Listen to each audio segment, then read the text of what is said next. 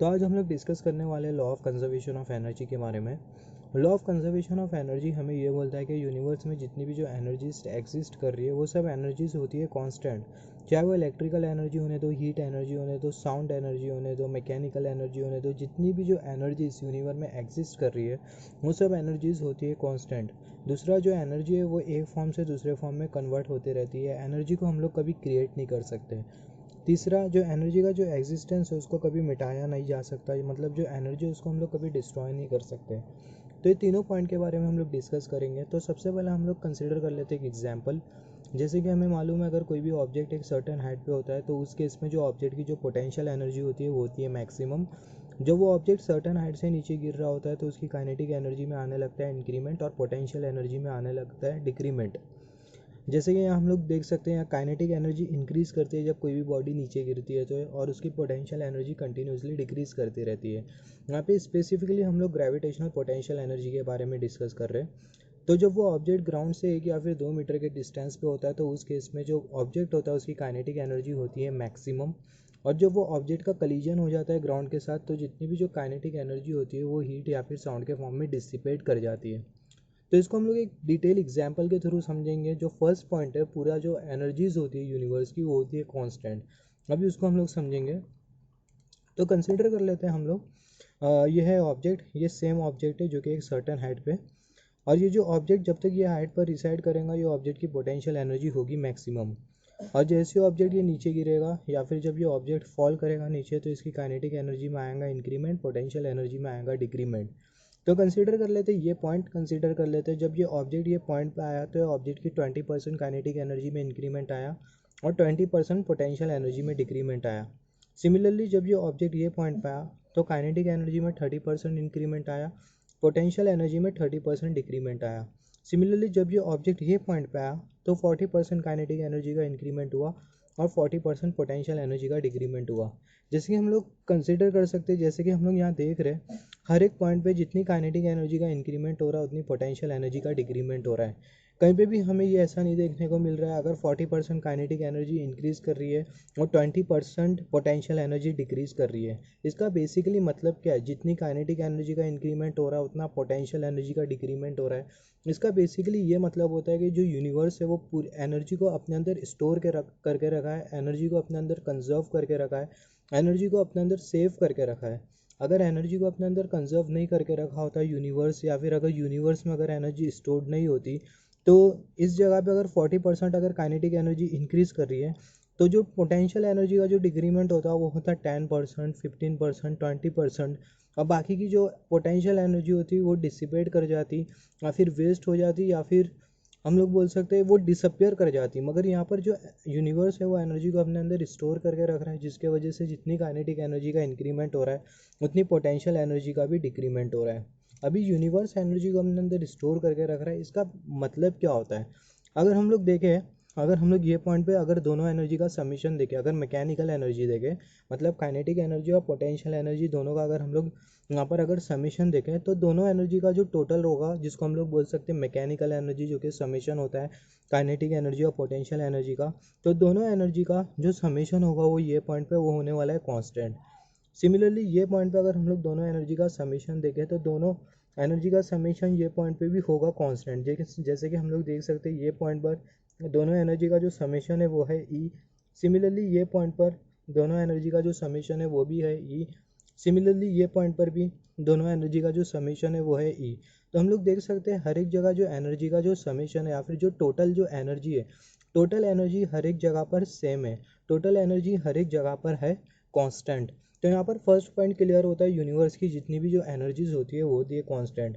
अगर हम लोग देखें यहाँ पर भी एनर्जी कांस्टेंट है, यहाँ पर भी एनर्जी कांस्टेंट है, दोनों जो काइनेटिक एनर्जी और पोटेंशियल एनर्जी का जो समीशन है जो कि मैकेनिकल एनर्जी है, जिसको हम लोग टोटल एनर्जी भी बोल सकते हैं, जो कि काइनेटिक एनर्जी और पोटेंशियल एनर्जी का कॉम्बिनेशन है, समीशन है, एडिशन है। तो हर एक पॉइंट पर जो एनर्जीज का जो समीशन है या फिर जो मैकेनिकल एनर्जी है वो है कांस्टेंट। तो जो फर्स्ट पॉइंट है हमें ये बताता है कि जो यूनिवर्स की जितनी भी जो एनर्जीज होती है वो होती है कांस्टेंट। उसका बेसिकली रीज़न ये होता है कि जो यूनिवर्स होता है वो एनर्जी को अपने अंदर स्टोर करके रखता है, अपने अंदर कंजर्व करके रखता है। अब ये कांस्टेंट एनर्जी का मतलब क्या हुआ या फिर ये कांस्टेंट का मीनिंग क्या हुआ? अब ये प्रैक्टिकल एग्जाम्पल में ये कांस्टेंट एनर्जीज का हम लोग अभी मतलब समझ लेते हैं। कंसिडर कर लेते हैं ये है फ़ैन, और ये जो फ़ैन है वो 200 मिली एम्पियर इसको करंट दिया गया, और ये आउटपुट पे दे रहा है 300 आरपीएम। कंसिडर कर लेते हैं सिंपल वर्ड में, इसे हमने इलेक्ट्रिकल एनर्जी 0.1% प्रोवाइड किया, और ये जो हमें जो आरपीएम दे रहा है मैकेनिकल जो एनर्जी है वो भी हमें दे रहा है 0.1%। सिमिलरली यहाँ पे हमने 0.3% इलेक्ट्रिकल एनर्जी प्रोवाइड किया। हम लोग देख सकते हैं यहाँ पर 203 मिली एम्पियर करंट प्रोवाइड किया गया फ़ैन को, और जो हमें जो आरपीएम मिल रहा है वो मिल रहा है 302 आरपीएम। इसका मतलब जितना हम लोग इलेक्ट्रिकल एनर्जी फ़ैन को प्रोवाइड कर रहे हैं उतना मैकेनिकल एनर्जी भी मिल रही है। अगर हम लोग 1% इलेक्ट्रिकल एनर्जी फ़ैन को प्रोवाइड कर रहे हैं तो 1% मैकेनिकल एनर्जी मिल रही है। 2% अगर इलेक्ट्रिकल एनर्जी प्रोवाइड कर रहे थे तो हमें मिल रही है 2% मैकेनिकल एनर्जी। मतलब पूरे प्रोसेस में जो एनर्जी है वो वेस्ट नहीं हो रही है, पूरे प्रोसेस में जो एनर्जी है वो है कंजर्व, पूरे प्रोसेस में जो एनर्जी है वो है सेम। तो बेसिकली यही मीनिंग होता है, जो यूनिवर्स में जितनी भी जो एनर्जीज होती है वो होती है कांस्टेंट। अभी यहाँ पे हमें एक चीज़ कंसिडर करनी होगी, ये जितनी भी जो एनर्जीज है वो तब तक के कांस्टेंट होगी जब तक कि ये एनर्जीज पर एक्सटर्नल फैक्टर का इन्फ्लुएंस ना हो। तो बेसिकली एक्सटर्नल फैक्टर के इन्फ्लुएंस की वजह से जितनी भी जो एनर्जीज होती है, या फिर एक्सटर्नल फैक्टर के इन्फ्लुएंस की वजह से जो थोड़ी बहुत जो एनर्जीज होती है वो डिसिपेट कर जाती है या फिर रेडिएट कर जाती है, इसके वजह से जो टोटल एनर्जी होती है वो कांस्टेंट नहीं हो पाती। फॉर एग्जांपल अगर हम लोग ये फ़ैन कंसीडर करें तो फ़ैन में होगा एक्सटर्नल फैक्टर, मतलब जैसे कि ये फ़ैन में हो गए लॉसेज, जैसे कि कॉपर लॉसेज हो गया, कोर लॉसेज हो गया, फिर उसके बाद आयरन लॉसेज हो गया, फिर उसके बाद फ्रिक्शन लॉसेज हो गया, फिर उसके बाद वाइंडिंग लॉसेज हो गया, एडी करंट लॉसेज हो गया, मैकेनिकल लॉसेज हो गया। तो ऐसे बहुत सारे लॉसेज हो गए जो कि ये फ़ैन पे एक्ट करेंगे। तो ये जो लॉसेज है ये है एक्सटर्नल फैक्टर्स। तो ये एक्सटर्नल फैक्टर का इन्फ्लुएंस होगा इन एनर्जीज़ के ऊपर। यहाँ पर अगर हम लोग बेसिकली फ़ैन को दे रहे हैं इलेक्ट्रिकल एनर्जी और आउटपुट में हमें मिल रही है मैकेनिकल एनर्जी, तो यहाँ पर अगर हम लोग देखें और इनपुट में हम लोग दे रहे हैं इलेक्ट्रिकल एनर्जी, आउटपुट में हमें दे रहे हैं मैकेनिकल एनर्जी, और हमने ये भी देखा कि हम लोग अगर 1% इलेक्ट्रिकल एनर्जी प्रोवाइड कर रहे हैं तो 1% हमें मैकेनिकल एनर्जी भी मिल रही है, 2% इलेक्ट्रिकल एनर्जी प्रोवाइड कर रहे हैं तो 2% मैकेनिकल एनर्जी मिल रही है। मतलब पूरे प्रोसेस में जो एनर्जी है वो डिसिपेट नहीं कर रही है, रेडिएट नहीं कर रही है। मगर अगर हम लोग प्रैक्टिकल लाइफ में कंसिडर करें तो ये एक्सटर्नल जो फैक्टर्स है, जैसे कि मैंने बताया लॉसेज होता है, core losses, friction losses, winding losses, ये जितने भी जो लॉसेज है उसके वजह से पूरे प्रोसेस में जो एनर्जी है वो डिसिपेट कर जाती है। मतलब थोड़ी बहुत जो एनर्जीज होती है वो डिसिपेट कर जाती है, और वो डिसिपेशन के वजह से हमें जो आउटपुट में, या फिर हम लोग जितना कोई भी सिस्टम को एनर्जी देते हैं आउटपुट में वो हमें उतनी एनर्जी नहीं प्रोवाइड कर पाता।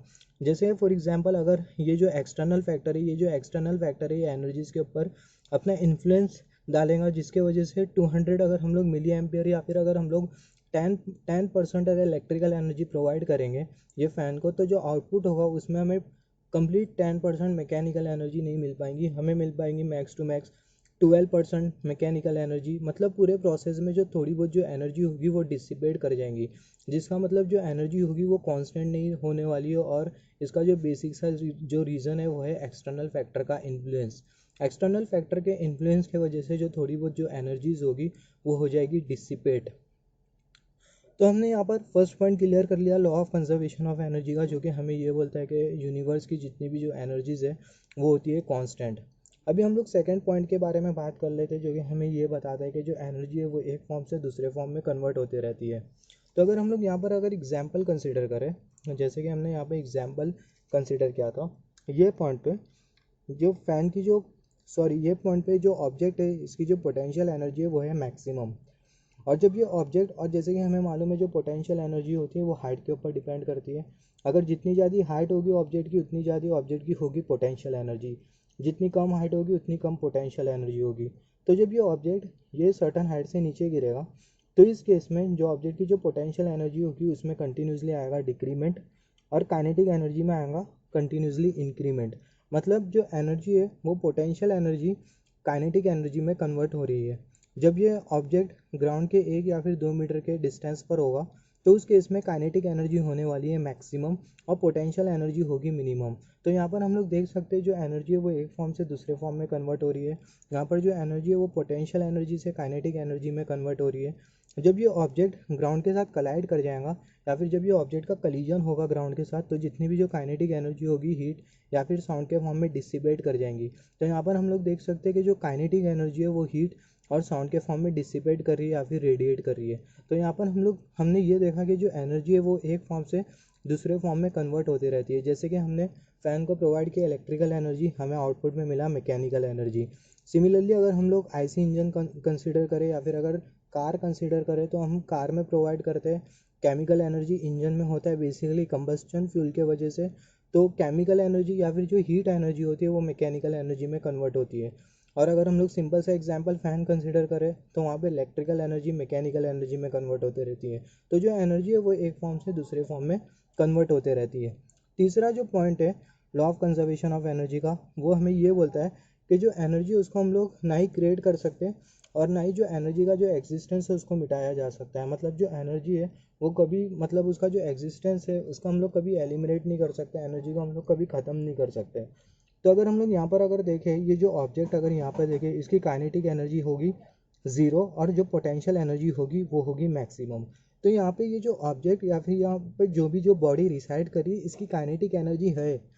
यहाँ पर ऐसा नहीं बोला गया है कि जो काइनेटिक एनर्जी उसका एग्जिस्टेंस ही नहीं है। यहाँ पर काइनेटिक एनर्जी है मगर उसका मैग्नीट्यूड है ज़ीरो, मगर ये काइनेटिक एनर्जी इंक्रीज कर सकती है। तो जो पूरे यूनिवर्स में जो एनर्जीज हो सकती है वो उसका मैग्नीट्यूड ज़ीरो हो सकता है मगर उसका एग्जिस्टेंस कभी ख़त्म नहीं किया जा सकता, या फिर जो एनर्जीज है उसको हम लोग कभी एलिमिनेट नहीं कर सकते। तो यही हमें 3 पॉइंट बोलता है law of conservation of energy का। जो एनर्जी है पूरे यूनिवर्स की वो होती है कांस्टेंट। दूसरा जो एनर्जी है वो एक फॉर्म से दूसरे फॉर्म में कन्वर्ट होते रहती है। तीसरा जो एनर्जी का जो एग्जिस्टेंस है उसको कभी मिटाया नहीं जा सकता। तो अभी इसको हम लोग मैथमेटिकली प्रूव करेंगे। जैसे कि मैंने बोला जो एनर्जी होती है वो हमेशा होती है कांस्टेंट। अभी इसको हम लोग प्रूव करेंगे मैथमेटिकली। अभी हम लोग बेसिकली क्या कंसीडर करेंगे, हम लोग कंसीडर करेंगे एक ऑब्जेक्ट जो कि होगा सर्टेन हाइट पे। जब वो उस सर्टेन हाइट से नीचे आएगा तो उस केस में उसकी जो मैकेनिकल एनर्जी होगी, जो कि समेशन होगी काइनेटिक एनर्जी और पोटेंशियल एनर्जी का, वो जो मैकेनिकल एनर्जी होने वाली है हर एक पॉइंट पर कांस्टेंट। और अगर वो हर एक पॉइंट पर कांस्टेंट होती है तो यहाँ पर हम लोग कम्प्लीटली मैथमेटिकली या फिर मैथमेटिकल प्रूफ दे सकते हैं law of conservation of energy का। तो यहाँ पर हम लोग कंसिडर कर लेते हैं, यहाँ पे हमने कंसिडर कर लिया पॉइंट ए पर एक ऑब्जेक्ट है, ये ऑब्जेक्ट है पॉइंट ए पर। या फिर हम लोग कंसिडर कर लेते हैं ऑब्जेक्ट है, जो ऑब्जेक्ट को एक सर्टेन हाइट पे लेके गया, और ये जो ऑब्जेक्ट है इनिशियली है पॉइंट ए पर, और विथ रेस्पेक्ट टू ग्राउंड ये जो पॉइंट ए की जो हाइट है वो है ज़ीरो। और ये जो ऑब्जेक्ट है इसको पॉइंट ए से पॉइंट बी पे लेके गया। पॉइंट बी पर ये जो ऑब्जेक्ट होगा उसकी एक हाइट होगी विद रेस्पेक्ट टू ग्राउंड। तो पॉइंट बी पर जब ऑब्जेक्ट जाएगा तो उसकी एक हाइट है, तो उस केस में ऑब्जेक्ट की होगी पोटेंशियल एनर्जी। तो ऑब्जेक्ट की जो पोटेंशियल एनर्जी उसको हमने EP2 से कंसीडर किया, और उसका जो मैग्नीट्यूड होगा वो होगा EP1 प्लस mgh। EP1 मतलब जब ऑब्जेक्ट ग्राउंड पे था उसकी तब जो पोटेंशियल एनर्जी थी वो थी EP1, और उस केस में जो ऑब्जेक्ट की जो पोटेंशियल एनर्जी का जो मैग्नीट्यूड था वो था ज़ीरो। सिमिलरली ये जो mgh है वो है पोटेंशियल एनर्जी ऑब्जेक्ट की हाइट पर, और वो है mgh। जैसे कि हमें मालूम है अगर कोई भी ऑब्जेक्ट होता है उसकी एक सर्टेन हाइट होती है विद रेस्पेक्ट टू ग्राउंड, तो उस केस में जो ऑब्जेक्ट की जो पोटेंशियल एनर्जी होती है वो होती है mgh। जैसे कि मैंने बोला था अगर कोई भी ऑब्जेक्ट एक सर्टेन हाइट पे होता है तो उस केस में ऑब्जेक्ट की पोटेंशियल एनर्जी होती है मैक्सिमम और काइनेटिक एनर्जी होती है ज़ीरो। तो पॉइंट बी पर ये जो ऑब्जेक्ट है इसकी जो काइनेटिक एनर्जी होगी वो होगी E/2 हाफ mg²। अभी ये mg² और mv² के बारे में हम लोग आगे डिस्कस करेंगे। सिमिलरली जब ये ऑब्जेक्ट ये हाइट से नीचे आ जाएगा, मतलब ये पॉइंट बी से जब ये फॉल करेगा, तो इस केस में ऑब्जेक्ट की काइनेटिक एनर्जी में आएगा कंटिन्यूसली इंक्रीमेंट और पोटेंशियल एनर्जी में आएगा कंटिन्यूसली डिक्रीमेंट। तो जब काइनेटिक एनर्जी में आएगा इंक्रीमेंट और जब ये ऑब्जेक्ट ग्राउंड से 1 या फिर 2 मीटर के डिस्टेंस पर होगा तो उस केस में ऑब्जेक्ट की काइनेटिक एनर्जी होगी मैक्सिमम। और जब कलीजन होगा ये ऑब्जेक्ट का ग्राउंड के साथ तो जितनी भी जो काइनेटिक एनर्जी होगी वो हीट या फिर साउंड के फॉर्म में डिसिपेट कर जाएंगी। तो इस केस में जो ऑब्जेक्ट की जो काइनेटिक एनर्जी होगी, मतलब जब ऑब्जेक्ट ग्राउंड से 1 या फिर 2 मीटर के डिस्टेंस पे होगा तो उसकी जो काइनेटिक एनर्जी होगी वो होगी E/1 = हाफ mv²। अभी हम लोग देख लेते हैं ये mg² और mv² हमने यहाँ पर क्यों कंसिडर किया। अगर कोई भी ऑब्जेक्ट एक सर्टन हाइट पे होता है तो उसकी काइनेटिक एनर्जी होती है ज़ीरो, और जब काइनेटिक एनर्जी ज़ीरो होती है और जब हम लोग उस काइनेटिक एनर्जी के साथ जो वेलोसिटी कंसीडर करते हैं वो होती है इनिशियल वेलोसिटी, और इनिशियल वेलोसिटी हमेशा होती है ज़ीरो। और जो इनिशियल वेलोसिटी होती है उसको हम लोग u से कंसीडर करते हैं, और जैसे कि मैंने बोला जो इनिशियल वेलोसिटी हम लोग हमेशा ज़ीरो कंसीडर करते हैं। सिमिलरली जब ये ऑब्जेक्ट नीचे आएगा या फिर जब ये ऑब्जेक्ट सर्टेन हाइट से नीचे गिरेगा तो इसकी काइनेटिक एनर्जी में आएगा इंक्रीमेंट। तो उस काइनेटिक एनर्जी के साथ जो एसोसिएटेड वेलोसिटी होगी वो होगी फाइनल वेलोसिटी। और फाइनल वेलोसिटी हम लोग ज़ीरो नहीं कंसीडर करते, फाइनल वेलोसिटी का होता है मैग्नीट्यूड, क्योंकि जब ऑब्जेक्ट में काइनेटिक एनर्जी ज़ीरो नहीं होती है तो उसके साथ जो एसोसिएटेड जो वेलोसिटी होती है वो भी ज़ीरो नहीं हो सकती। तो यहाँ पर यही बेसिक सा इंटेंशन था। हमने यहाँ पे कंसिडर किया था E(k)2 half M G square, E(k)1 half m v square. अगर हम लोग देखें टोटल एनर्जी, जो टोटल एनर्जी होती है वो समेशन होती है काइनेटिक एनर्जी और पोटेंशियल एनर्जी का। तो अगर हम लोग यहाँ पर देखें, ये E(p)2 और E(k)2 ये दोनों की जो टोटल जो एनर्जी है वो है E2, मतलब ये जो मैकेनिकल एनर्जी है वो है E2, और वो जो मैकेनिकल एनर्जी होगी E2 वो E(p)2 और E(k)2 के बराबर में होगी। ये जो E(p)2 है वो है पोटेंशियल एनर्जी, E(k)2 वो है ऑब्जेक्ट की काइनेटिक एनर्जी पॉइंट बी पर। सिमिलरली अगर हम लोग ये दोनों एनर्जी जो E(p)1 और जो E(k)1 अगर हम लोग ये दोनों एनर्जी को अगर हम लोग टोटल एनर्जी कंसिडर करें, या फिर ये दोनों एनर्जी की जो टोटल एनर्जी होगी वो होगी E1, और जो E1 होगी वो बराबर होगी E(p)1 plus E(k)1। E(p)1 object की पोटेंशियल एनर्जी जब ऑब्जेक्ट आ जाएगा ग्राउंड पर, E(k)1 ऑब्जेक्ट की काइनेटिक एनर्जी जब ऑब्जेक्ट ऊपर से नीचे आएगा और जब उसकी काइनेटिक एनर्जी में जो इंक्रीमेंट होगा वो होगा E(k)1। मतलब E(p)1 ऑब्जेक्ट की पोटेंशियल एनर्जी ग्राउंड पर, E(k)1 ऑब्जेक्ट की काइनेटिक एनर्जी ग्राउंड पर। तो अभी हम लोग देखेंगे जो E2 होगी वो E1 के बराबर में होगी। जैसे कि हमने कंसिडर किया था जो टोटल एनर्जी होती है वो हर एक पॉइंट पर सेम होती है। हमने यहाँ पर जैसे कि डिस्कस किया था जो टोटल एनर्जी होती है, जो टोटल एनर्जी होती है हर एक पॉइंट पर जो टोटल एनर्जी होती है वो होती है सेम। तो जो टोटल एनर्जी होगी पॉइंट बी पर जो कि है E2, और जो पॉइंट ए पर जो टोटल एनर्जी है E1 वो होने वाली है दोनों सेम। तो यहाँ पे हमने सेम वही कंसिडर किया है E(p)2 पोटेंशियल एनर्जी ऑब्जेक्ट की पॉइंट बी पर, जिसका जो मैग्नीट्यूड है वो है E(p)1 plus M G H. E(k)2 object की kinetic energy half M G square, और जो काइनेटिक एनर्जी है ऑब्जेक्ट की पॉइंट बी पर है। सिमिलरली अगर हम लोग पोटेंशियल एनर्जी कंसीडर करें ऑब्जेक्ट की पॉइंट ए पर वो है E(p)1, उसका मैग्नीट्यूड है 0, और काइनेटिक एनर्जी का जो मैग्नीट्यूड है वो है half m v square point A पर। अगर ऑब्जेक्ट में होती है काइनेटिक एनर्जी तो ऑब्जेक्ट के साथ एसोसिएटेड होता है ये काइनेमेटिक्स का third equation v square minus u square is equal to 2as। यहाँ पर जो a है वो है एक्सेलरेशन ड्यू टू ग्रेविटी, और जो s है वो है ऑब्जेक्ट का डिस्प्लेसमेंट। डिस्प्लेसमेंट मतलब ये जो ऑब्जेक्ट कितना डिस्प्लेस किया है पॉइंट बी से पॉइंट ए तक, उसको हम लोग बोलते हैं बेसिकली डिस्प्लेसमेंट, या फिर change in the position of the body is known for the displacement. तो ये थर्ड इक्वेशन हम लोग कंसिडर करेंगे। तो अगर हम लोग ये थर्ड इक्वेशन अगर हम लोग कंसिडर करें, final velocity square minus initial velocity square is equal to 2as, v square minus u square is equal to 2gh। जब भी अगर हम लोग स्पेसिफिकली अगर हम लोग ग्रेविटेशनल पोटेंशियल एनर्जी के बारे में डिस्कस करते हैं तो उस केस में जितनी बॉडी की हाइट होती है उतना बॉडी का डिस्प्लेसमेंट होता है। अगर हम लोग ये एग्जाम्पल कंसिडर करें, जितनी बॉडी की हाइट है, बॉडी की जितनी हाइट होगी उतना बॉडी का डिस्प्लेसमेंट भी होगा। तो ये जो इक्वेशन होगा वो हो जाएगा v square is equal to 2gh plus u square. तो यहाँ पे हमें प्रूव करना है कि जो E2 है वो E1 के बराबर में। तो इसको अभी हम लोग कैसा प्रूव करेंगे, सबसे पहले हम लोग कंसीडर कर लिए जो ऑब्जेक्ट की जो पोटेंशियल एनर्जी और जो काइनेटिक एनर्जी होगी पॉइंट बी पर वो होगी E2 is equal to E(p)2 plus E(k)2। दोनों का मैग्नीट्यूड कंसीडर कर लेंगे E(p)1 plus M G h plus half M G square. तो हमें फाइनली मिल गई E2, मतलब जो ऑब्जेक्ट की जो मैकेनिकल एनर्जी है पॉइंट बी पर वो है E2, और उसका जो मैग्नीट्यूड है वो है E(p)1 plus M G h plus half M G square. Similarly हम लोग यहाँ पर भी ऑब्जेक्ट की मैकेनिकल एनर्जी कंसिडर करेंगे जो कि होगी E1 के बराबर। E1 is equal to E(p)1 plus E(k)1। अगर हम लोग E(p)1 देखें, अगर पॉइंट ए पर ऑब्जेक्ट की अगर पोटेंशियल एनर्जी देखें तो पोटेंशियल एनर्जी E(p)1 और उसका जो मैग्नीट्यूड है वो है 0।